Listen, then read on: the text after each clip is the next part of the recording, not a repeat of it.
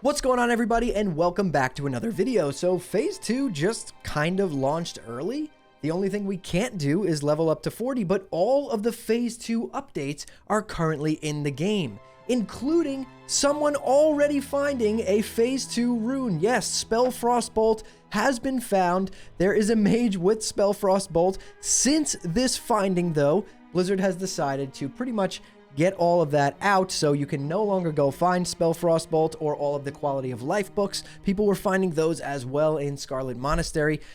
People who have them already have them, but you can no longer go farm these things until phase 2 goes live. But getting into the video, the next thing I want to talk to you guys about are the resistances inside Gnomeregan. Now, a lot of the warrior, rogue, and feral druid players have been worrying about this since we found out that Gnomeregan was going to be the next raid, right? Are all of these mobs going to be mechanical?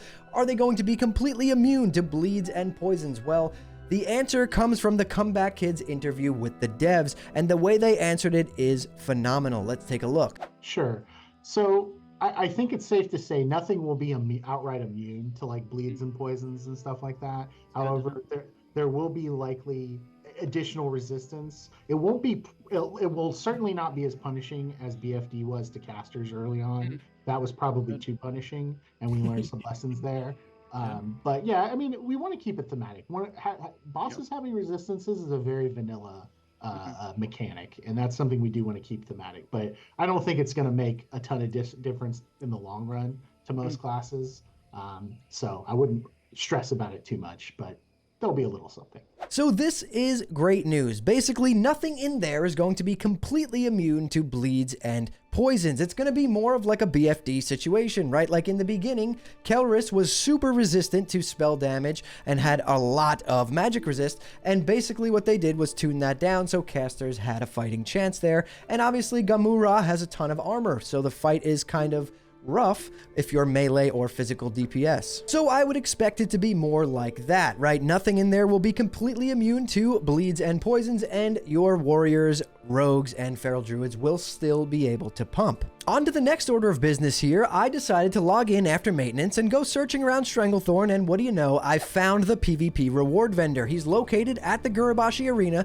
at the top before you jump into the arena. As you can see here, everything costs silver blood coins, gold blood coins, and copper blood coins. It has all the cloaks, all the weapons, and all the mounts available for you to purchase. So this is currently in the game. Then I decided to take a stroll down to Booty Bay, and when you hit Booty Bay, you can talk to Rix Zizix and purchase a new Void Pearl trinket. Now, there is a catch to this. You do have to have completed the quest before. So this is good because basically if you've been healing all through phase 1 and you want to switch to DPS, you can now purchase your trinket as long as you've completed that quest.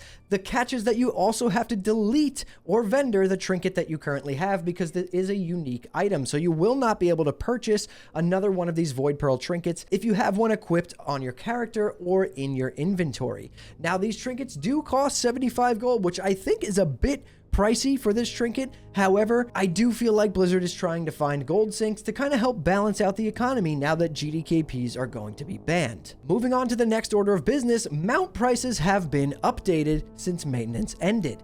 Now, over the past 2 months, people, including myself, have found ourselves at the mount breeders and trainers looking at the prices, noticing that it was pretty cheap, right? You were able to purchase your mount for around 36 gold, and the riding skill costs around 9 gold. So you were able to get your mount between 40 to 50 gold depending on your reputation.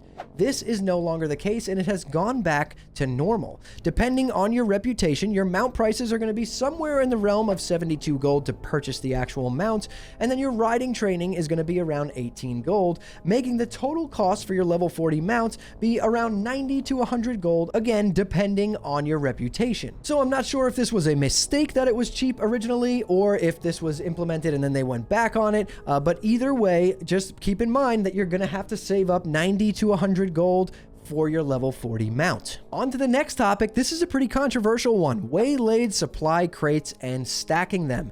This has now basically been banned, right? We've had some changes to waylaid supply crates. They are now going to be unique 12.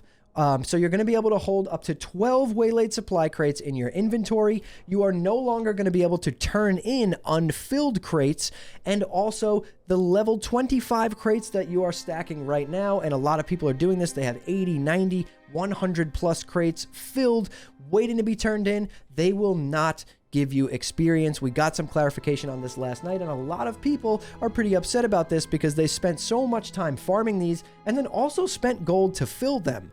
So I kind of wish we got this information a little bit earlier, but at least we got some clarification. So for anyone who did stack tons of these crates, they are not going to give you experience, and that was made clear by Blizzard last night. Next up, we have to take a look at this faction balance, right? Faction balance appears to be at an all-time high. This was posted on Twitter last night. If you take a look at it, we have Chaos Bolt, Crusader Strike, Living Flame, Lone Wolf, and Shadow Strike all almost at a perfect 50-50 balance. So that basically goes to show that what Blizzard has been doing since the launch of Season of Discovery with locking and unlocking factions based on the player count on each side, it really has been working. These realms are almost perfectly 50-50 balanced, and this really hasn't been something that's been achieved since 2019 Classic. There have been a few realms such as like Grobulus and things like that that were able to kind of maintain a nice balance, but other than that, it always swings one way and becomes a full Horde realm or a full Alliance realm. So it's really nice to see that what Blizzard implemented with locking the factions is working on keeping these factions balanced. Now, another thing that I noticed yesterday after logging in after maintenance, when I hit Booty Bay, I found this Zandalari emissary down here, and basically what I'm getting from this is going to be the NPC you talk to if you want to opt out of the Blood Moon event. You can talk to him and he'll grant you protection from the Blood Moon. Now, basically what this will do is opt you out of the event, right? So when the event is triggered, it becomes a free-for-all PvP zone, all of Stranglethorn. So if you're Alliance, you can be attacked by Alliance and Horde. And if you're in a group of 5, obviously your group mates cannot attack you. But if you are solo, you can get attacked by Alliance and Horde, or even in your group, other Alliance groups can attack you as well if you are Alliance. Now, on a PvP realm, this is kind of weird, right? Because if you opt out of the event, the normal PvP rules of Stranglethorn Vale still apply. You can still be ganked by Horde, but you will no longer be able to be ganked by your own faction, like Alliance, if you are playing Alliance, right? So it's kind of weird because you'll still have to PvP. The only thing that they clarified here was that basically if you opt out of the event and a Horde player does kill you, or you kill a Horde player, you will not earn the currency, the Blood Moon currency, so those coins that we will use for the PvP vendor. You will not earn that, and you will not give that currency to anyone who is able to kill you. Now, on a PvE server, this is really nice because basically if you opt out of this event, normal PvE server rules apply. You can no longer be attacked by Horde or Alliance unless you intentionally flag yourself.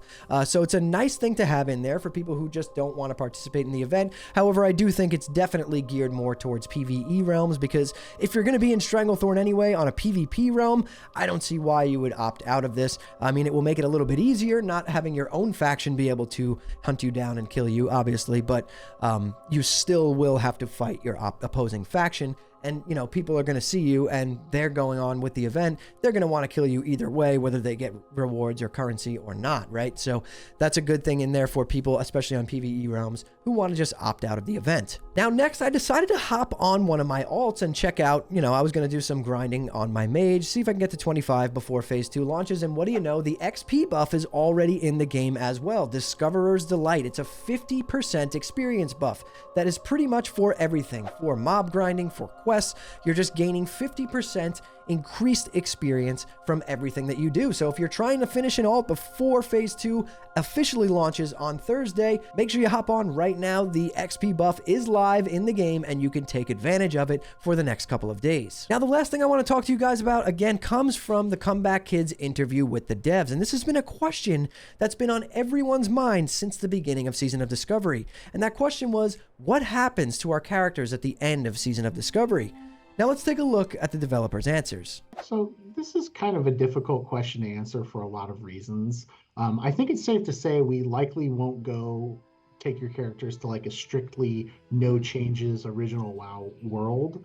And they certainly won't go to an existing era realm, because at the end of the season, you're going to have so much new gear and so many new things that they would be it would be harmful potentially to an existing era realm to inject all that into. Yeah. So that's something we're very cognizant of. But that said, we're still discussing what the final home will be.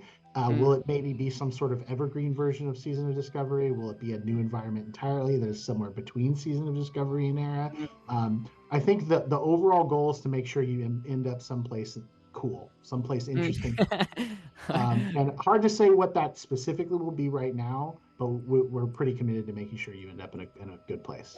Basically all good stuff. You know, I kind of agree with everything that Agron says here, because honestly, at the end of Season of Discovery, I can't imagine these characters going to a classic era realm. That would just throw things completely out of balance, right? You're going to have tons of new gear, all these new runes, right? And if they just stripped them from your character, that wouldn't really feel good. So they're either going to move to maybe an evergreen Season of Discovery realm that just lives permanently with these characters on it. You could log on and play with anyone else who's on there. Or maybe they'll move to like some kind of, you know, progressive Classic Plus type of server. Who knows? We really don't know yet. I don't think they fully know yet either. I do personally think that would be the best option.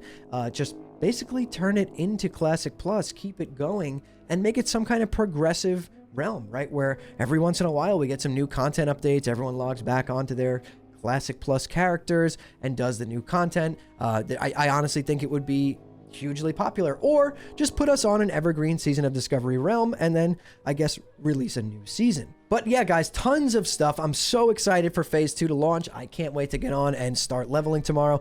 But yeah, if you guys enjoyed this video, hit that like button. It really does help me out a lot. And subscribe to the channel. Turn on post notifications so you don't miss the next time I post a video. And if you want to hang out with me live, I stream on Twitch at twitch.tv/hammerdance. I'll drop a link to that in the description below this video. We're going to be live from launch, probably all through the weekend with some breaks, obviously, in between here and there. But it's going to be a really good time, so come on and hang out. And if you guys want to join an awesome community Discord full of like-minded people who all enjoy geeking out over Season of Discovery and Classic WoW in general, we will welcome you with open arms. Link to the Discord in the description as well. But anyways, guys, thank you all so much for watching and listening in. I'll see you all in the next one.